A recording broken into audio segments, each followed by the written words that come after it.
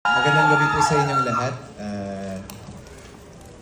Unang beses ko po makatanggap ng parangal na hindi hindi tungkol sa acting.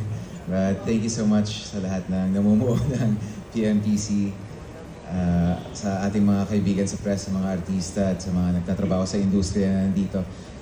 Ako po ipinalad na mag-guest pa sa show ni Kuya Germs nung ako'y nagsisimula and over the years, sa lahat ng mga nakasalamuha kong mga artista at mga tao, ang dami kong mga naririnig na pinagsimulan talaga nila ang programa ni Kuya Germs. At salamat at patuloy nyo na binibigyang importansya ang naiambag ni Herman Moreno dito sa industriya natin.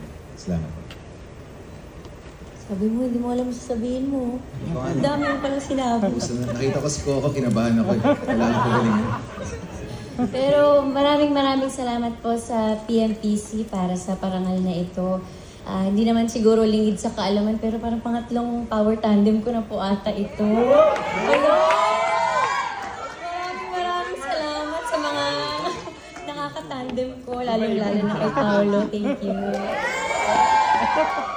Dahil hindi naman mabubuo tong power tandem kung wala yung isang puso dyan. So thank you so much. And sa lahat na sumusuporta po sa amin, sa Mlalin lang, Secretary Team.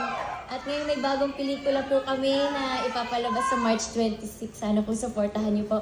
My Love Will Make You Disappear. Nag-promote. Pero thank you po sa lahat ng supporter, sa lahat po ng nagmamahal sa amin. Paulit-ulit po namin sasabihin sa inyo. Maraming salamat po. Salamat.